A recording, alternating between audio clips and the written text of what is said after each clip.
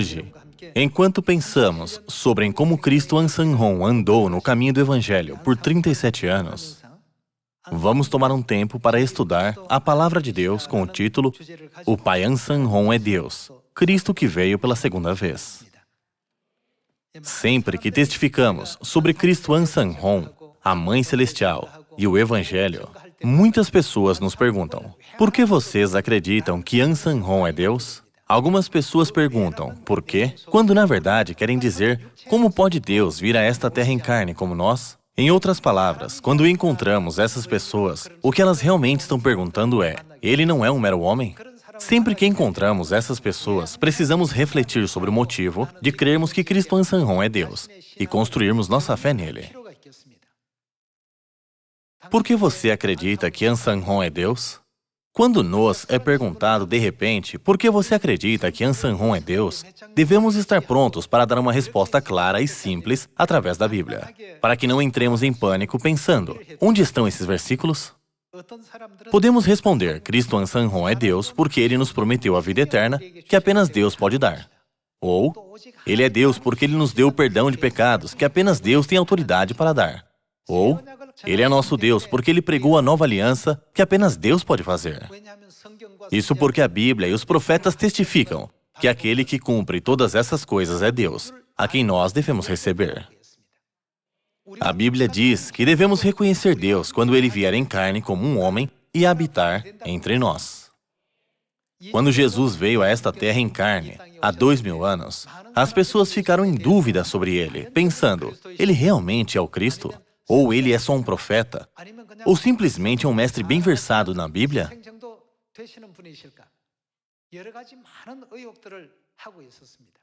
Um dia, Jesus perguntou a seus discípulos: quem diz o povo ser o Filho do Homem? Os discípulos responderam: uns dizem Elias e outros Jeremias ou algum dos profetas. Jesus perguntou aos discípulos: mas vós, quem dizeis que eu sou?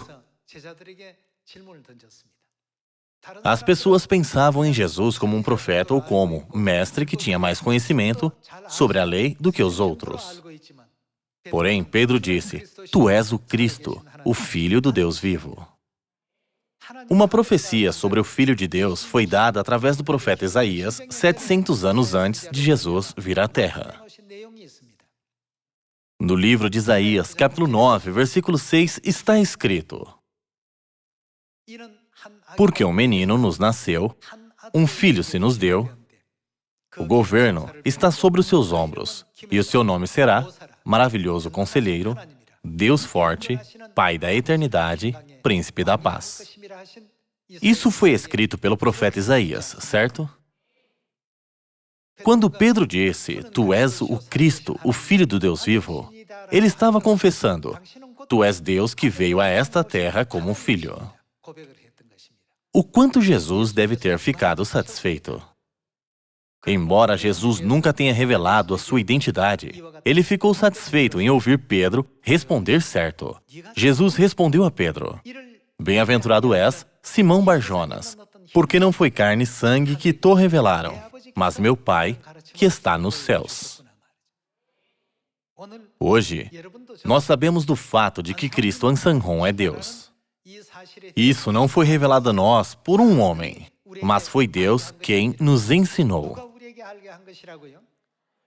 Em outras palavras, Deus que está no céu nos deu sabedoria e entendimento para saber que Ele é Deus, não é?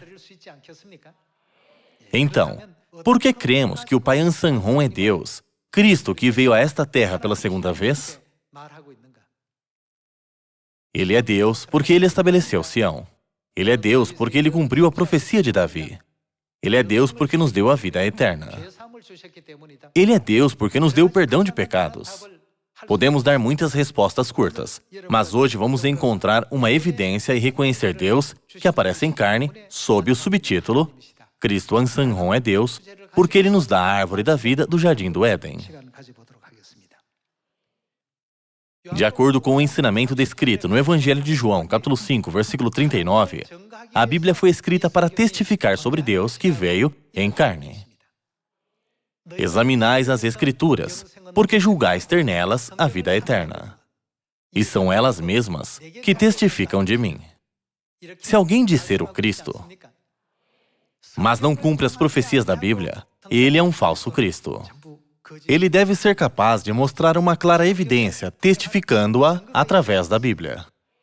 Estas são as Escrituras que testificam sobre mim. Então, não podemos considerar a Bíblia como cartão de identificação de Deus? O seu RG mostra o ano em que você nasceu e seu nome completo. Os RGs mostram até as suas digitais. A sua identidade completa está contida em seu RG. Já que Deus disse, estas são as Escrituras que testificam sobre mim, podemos encontrar todos os registros sobre Deus na Bíblia. De quando ele vem em carne, a época em que aparecerá, o lugar onde nascerá e a verdade que ele trará. Podemos dizer que a Bíblia contém as digitais de Deus. Cristo deve vir de acordo com os testemunhos da Bíblia e dos profetas. Se a identificação deles não bate com os registros da Bíblia, eles devem ser falsos cristos ou anticristos. Vamos confirmar que aquele que nos dá a árvore da vida do Jardim do Éden é o verdadeiro Cristo. Vamos ver no Evangelho de Mateus, capítulo 13. No capítulo 13, versículo 34, está escrito: Todas estas coisas disse Jesus às multidões por parábolas, e sem parábolas nada lhes dizia, para que se cumprisse o que foi dito por intermédio do profeta. Abrirei em parábolas a minha boca. Publicarei coisas ocultas desde a criação do mundo. No capítulo 13, versículo 35, podemos ver a expressão coisas ocultas desde a criação do mundo. Isso significa que há importantes segredos que Deus tem ocultado desde a criação do mundo.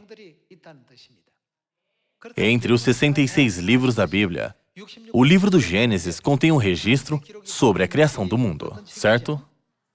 Então, vamos ver a identificação de Deus, uma a uma, começando pelo livro do Gênesis. Já que muitos falsos cristos e falsos profetas estão aparecendo continuamente nesta terra, precisamos examinar cuidadosamente a identificação do verdadeiro Cristo, assim como está registrado em seu RG, para que possamos reconhecê-lo. A razão de eu estar explicando isso a vocês hoje é porque o Pai disse, de agora em diante, preguem diligentemente que Deus veio em carne. Depois de ouvir as palavras do Pai, eu li todo o livro de Atos. Enquanto lia, notei que a mensagem mais importante que todos os apóstolos pregavam era que Jesus é o Cristo. Pregar sobre Deus que veio a esta terra em carne, na época do Filho, era uma grande missão para eles. Então, o que devemos fazer como o povo de Deus que vive na época do Espírito Santo? Estamos realmente pregando as boas novas de Deus que veio em carne, isto é, Cristo Ansanhon, em nossa época, para todas as nações tão diligentemente como a igreja primitiva fez?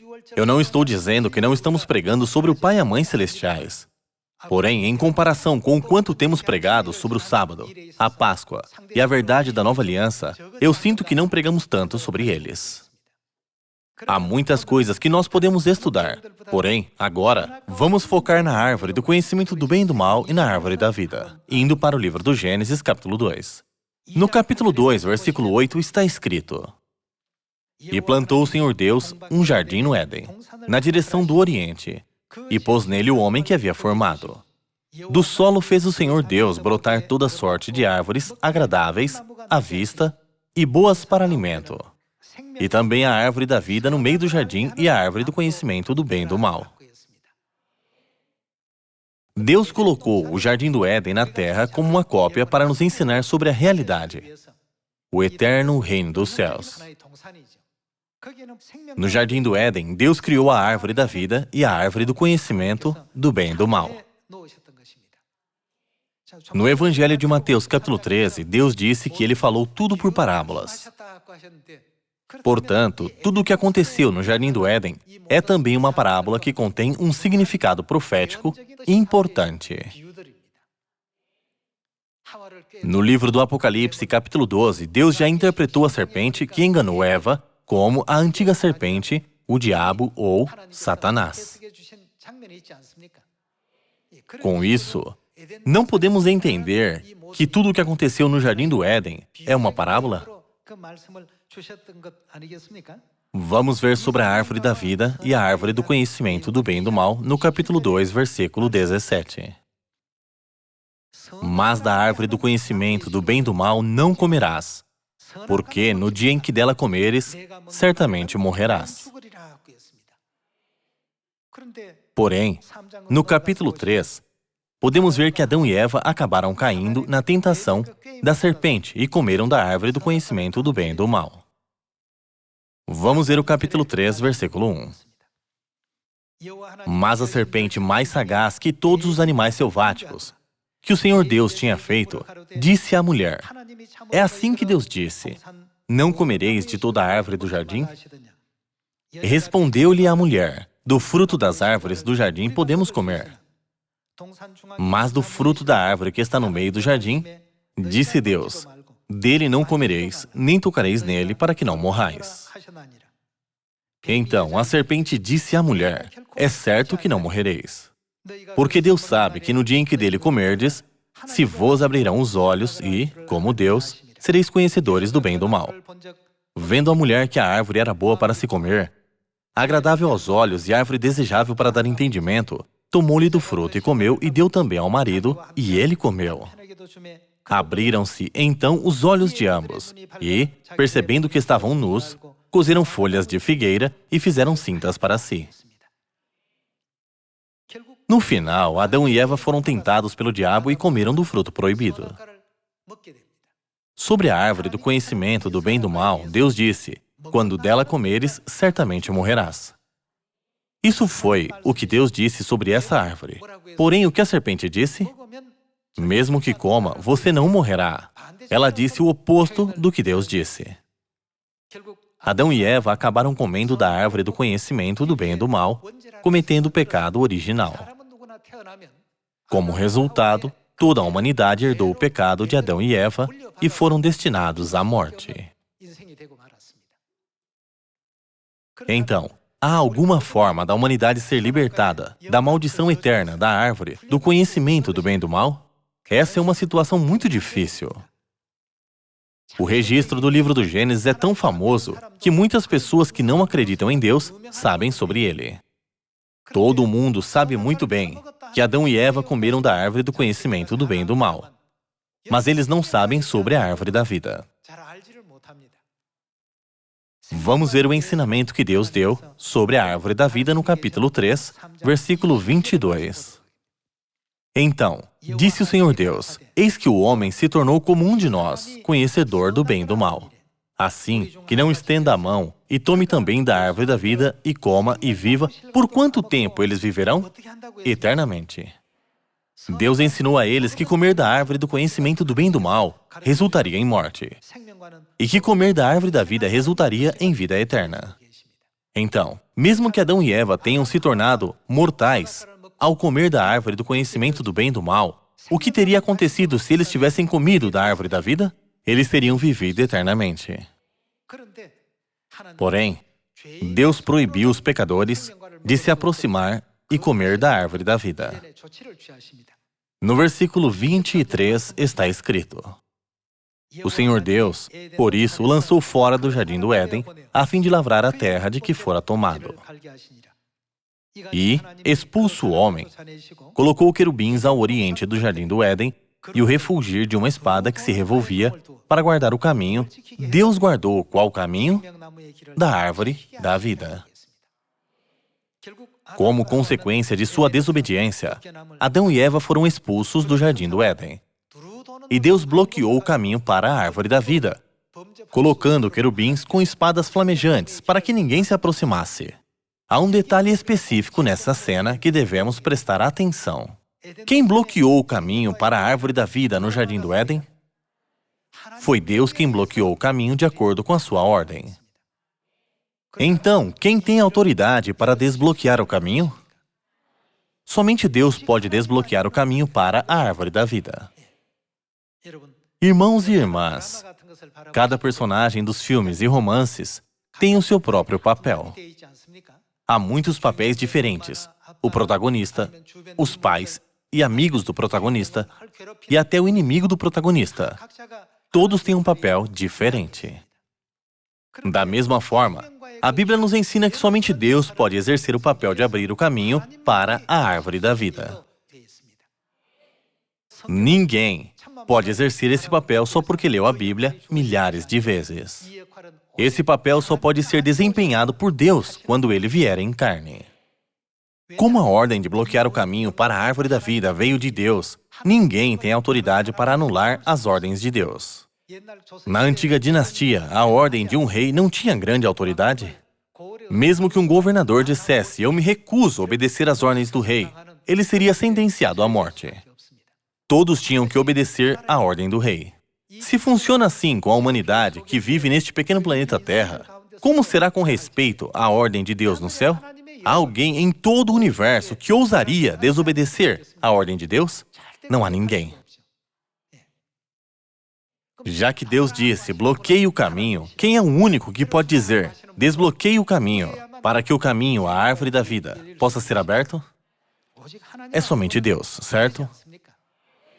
Por isso, se alguém perguntar, por que você acredita que Ansanron é Deus? Vocês devem explicar a eles sobre a árvore da vida, dizendo, de acordo com a Bíblia, o único que pode abrir o caminho à árvore da vida é Deus. O que o Evangelho de Mateus, capítulo 13, diz sobre a história da árvore da vida e da árvore do conhecimento do bem e do mal, diz que é uma parábola. A serpente representa o diabo, e Adão representa Cristo, aquele que havia de vir. Então, não devemos descobrir o que a árvore da vida representa? O que é a realidade da árvore da vida que devemos comer para receber a vida eterna? Para descobrir as respostas dessas perguntas, vamos ver o que Deus nos ensina através do Evangelho de João, capítulo 6, versículo 53. Respondeu-lhes Jesus, em verdade vos digo, se não comerdes a carne do Filho do Homem e não beberdes o seu sangue, não tendes vida em vós mesmos. Quem comer a minha carne e beber o meu sangue tem o que eles têm? A vida eterna. Vamos examinar cuidadosamente o Evangelho de João, capítulo 6. De acordo com a história do livro do Gênesis, Deus permitiu que a humanidade recebesse a vida eterna apenas comendo da árvore da vida. No Evangelho de João, capítulo 6, de acordo com o ensinamento de Deus, que veio a esta terra em carne há 2000 anos, o que Deus disse que nós podemos ter se comermos da sua carne e bebermos o seu sangue? Ele disse, quem comer da carne do Filho do Homem e beber o seu sangue tem a vida eterna. Assim como havia apenas uma forma de receber a vida eterna no Jardim do Éden, Jesus estabeleceu apenas uma maneira de recebermos a vida eterna. O Antigo Testamento é uma sombra, e o Novo Testamento é a realidade. A carne e o sangue de Jesus no Novo Testamento é a realidade da árvore da vida, que aparece como uma sombra no Antigo Testamento. Porque Deus disse, vocês terão a vida eterna se comerem da árvore da vida do Jardim do Éden. E também disse no Evangelho de João, capítulo 6, vocês terão a vida eterna se comerem e beberem da carne e do sangue do Filho do Homem. Em outras palavras, a realidade da parábola da árvore da vida é a carne e o sangue de Jesus, ou seja, é o próprio Jesus. Podemos confirmar isso através da Bíblia. Vamos continuar com o versículo 54. E eu o ressuscitarei no último dia. Pois a minha carne é verdadeira comida e o meu sangue é verdadeira bebida. Quem comer a minha carne e beber o meu sangue permanece em mim, e eu nele. Assim como o Pai, que vive, me enviou, e igualmente eu vivo pelo Pai, também quem de mim se alimenta por mim viverá. Está escrito que aquele que se alimenta de Jesus viverá. Portanto, podemos entender facilmente que Jesus é a árvore da vida do Jardim do Éden. Então vamos para o versículo 58. Este é o pão que desceu do céu, em nada semelhante àquele que os vossos pais comeram e, contudo, morreram. Quem comer este pão viverá eternamente. Aqueles que não comeram a carne e o sangue do Filho do Homem são os que não comeram da árvore da vida. Enquanto aqueles que comeram a carne e o sangue do Filho do Homem são os que comeram da árvore da vida. Então, 2000 anos atrás, como Jesus permitiu que a humanidade comesse da sua carne e bebesse o seu sangue? Esse é um assunto muito importante. Vamos descobrir a resposta no Evangelho de Mateus, capítulo 26, versículo 17. No primeiro dia da festa dos pães asmos, vieram os discípulos a Jesus e lhe perguntaram: onde queres que te façamos os preparativos para comeres a Páscoa? Algumas pessoas perguntam: por que de repente você está me mostrando sobre a Páscoa, quando, na verdade, estávamos falando sobre a carne e o sangue de Jesus agora há pouco? A Páscoa tem uma relação indispensável com a carne e o sangue de Jesus. Vamos ver o versículo 18. E ele lhes respondeu: ide à cidade ter com certo homem e diz-lhe: o mestre manda dizer, o meu tempo está próximo. Em tua casa celebrarei a Páscoa com os meus discípulos. E eles fizeram como Jesus lhes ordenara e prepararam a Páscoa. Essa é a cena de quando eles prepararam a Páscoa. Aqui, podemos encontrar a conexão entre a carne e o sangue de Jesus e a cerimônia da Páscoa. Vamos para o versículo 26. Enquanto comiam, tomou Jesus um pão e, abençoando-o, o partiu e o deu aos discípulos, dizendo: tomai, comei, isto é o meu corpo. Ou seja, a carne do Filho do Homem. Versículo 27. A seguir, tomou um cálice e, tendo dado graças, o deu aos discípulos, dizendo: bebei dele todos. Sobre o vinho da Páscoa no cálice, ele disse: bebei dele todos. Versículo 28. Porque isto, o vinho da Páscoa, é o meu sangue, o sangue da nova aliança derramado em favor de muitos, para a remissão de pecados. Em outras palavras, Deus prometeu que o pão da Páscoa é sua carne e que o vinho é o seu sangue. Ele chamou essa promessa de nova aliança, solidificando a verdade da Páscoa ainda mais. Vamos ver o Evangelho de Lucas, capítulo 22, versículo 7. Chegou o dia da festa dos pães asmos, em que importava comemorar a Páscoa. Jesus, pois, enviou Pedro e João, dizendo: ide preparar-nos a Páscoa para que a comamos. Eles lhe perguntaram: onde queres que a preparemos? Então lhes explicou Jesus: ao entrardes na cidade, encontrareis um homem com um cântaro de água. Segui-o até a casa em que ele entrar. E dizei ao dono da casa: o mestre manda perguntar-te: onde é o aposento no qual hei de comer a Páscoa com os meus discípulos? Ele vos mostrará um espaçoso cenáculo mobilado. Ali fazei os preparativos. E, indo, tudo encontraram como Jesus lhes dissera e prepararam a Páscoa. Chegada a hora, pôs-se Jesus à mesa e com ele os apóstolos. E disse-lhes: tenho desejado ansiosamente comer convosco esta Páscoa, antes do meu sofrimento. Vamos para o versículo 19 para ver a cena de quando eles comeram a Páscoa. E, tomando um pão, tendo dado graças, o partiu e lhes deu, dizendo: isto é o meu corpo oferecido por vós.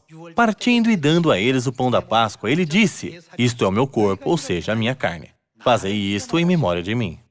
Semelhantemente, depois de cear, tomou o cálice contém o vinho da Páscoa, dizendo: este é o cálice. Que tipo de cálice é esse? Da nova aliança no meu sangue derramado em favor de quem ele foi derramado? De vós. Permitir que a humanidade coma da árvore da vida é o presente mais misericordioso que Deus deu para a humanidade, que está destinada a morrer por causa do pecado original de Adão e Eva, que comeram da árvore do conhecimento do bem e do mal. Através do Evangelho de João, o de Mateus e o de Lucas, podemos ver o que o próprio Jesus testifica: quem comer a carne e beber o sangue do Filho do Homem tem a vida eterna. Que verdade contém a aliança que nos permite comer da carne de Jesus e beber o seu sangue? É a verdade da Páscoa da Nova Aliança. Então, onde quer que esteja a verdade da Páscoa da Nova Aliança, o que também deve haver ali? Deve haver o caminho para a árvore da vida. Nós guardamos a Páscoa todos os anos. Portanto, podemos dizer que nós temos comido da árvore da vida todos os anos. Porém, podemos comer da árvore da vida sem a permissão de Deus? Não, nunca podemos comer. Então, O que significa o fato de agora podermos comer da árvore da vida? Quem veio outra vez e nos deu permissão para comer da árvore da vida? Quem veio? Deus veio. Quem nos deu o pão e o vinho da Páscoa?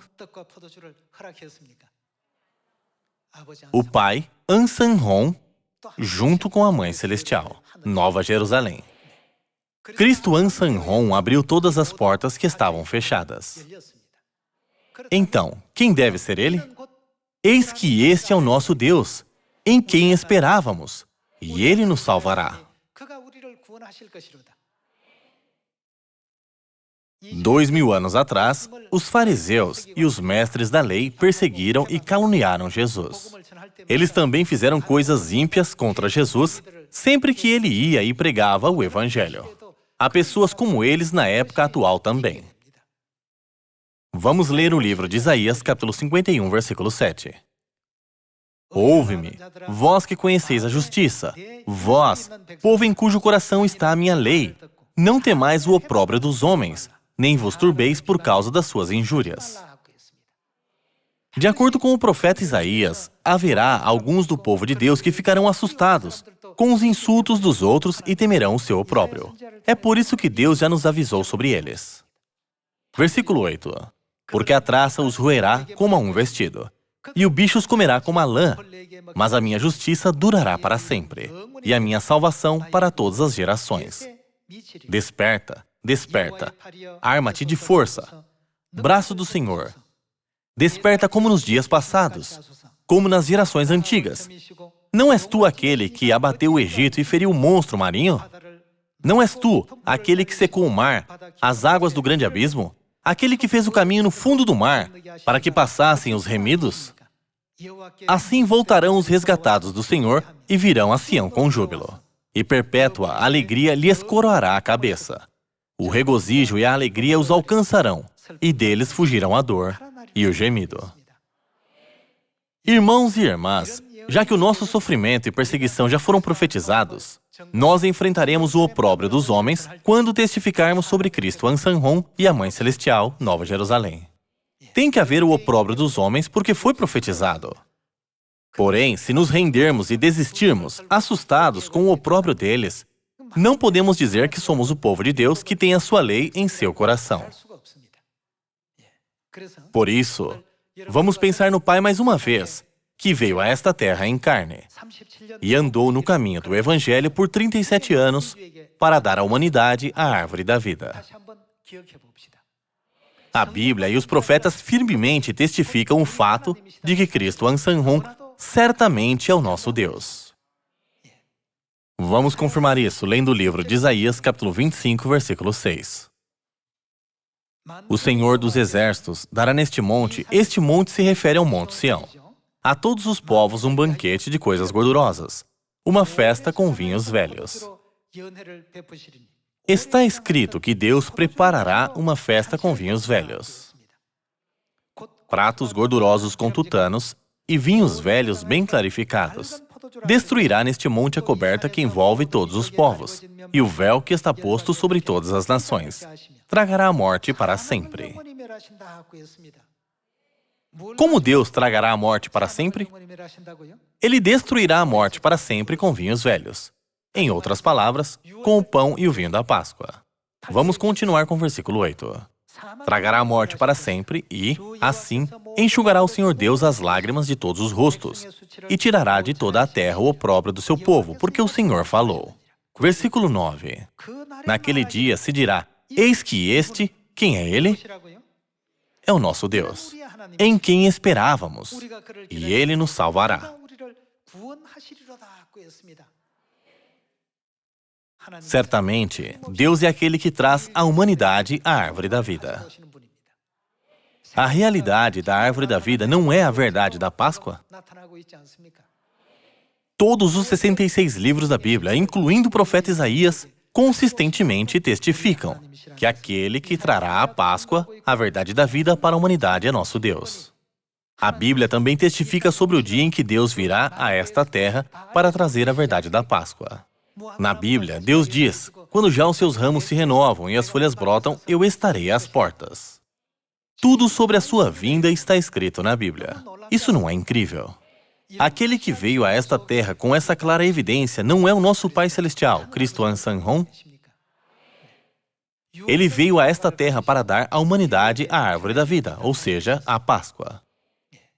Quando ele foi a Israel há 2000 anos, apesar da severa perseguição e humilhação, ele não estabeleceu a Páscoa da Nova Aliança antes de ascender ao céu? Ele estabeleceu a Páscoa em sua segunda vinda também. Vamos ver mais uma profecia na Epístola aos Hebreus, capítulo 9, versículo 27. E, assim como aos homens está ordenado morrerem uma só vez, vindo depois disto o juízo, assim também Cristo, tendo se oferecido uma vez para sempre, para tirar os pecados de muitos, quando ele veio pela primeira vez, ele veio a esta terra para se tornar o sacrifício da oferta pelo pecado. Aparecerá? O que a Bíblia diz? Cristo aparecerá pela segunda vez, sem pecado, aos que o aguardam para a salvação. Se ele não tivesse vindo a esta terra pela segunda vez, a humanidade teria recebido a salvação? Não. A humanidade não teria recebido a salvação porque Satanás destruiu completamente a verdade no século IV, depois de Jesus ascender ao céu.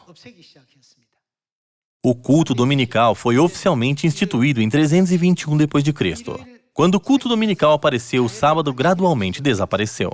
A Páscoa foi abolida em 325 d.C. Quando a Páscoa foi abolida, pelo que ela foi substituída? Foi substituída pelo Natal em 354 d.C. Dessa forma, Satanás desonestamente apagou completamente a verdade da nova aliança da face da terra. Mesmo que alguém quisesse guardar a Páscoa, ninguém tinha permissão para guardá-la, em nenhuma circunstância. O caminho para a árvore da vida que foi aberto por Deus foi bloqueado quando a Páscoa foi abolida, certo? É por isso que, de acordo com a Epístola aos Hebreus, capítulo 9, versículo 28, Deus tem que vir pela segunda vez para trazer a salvação.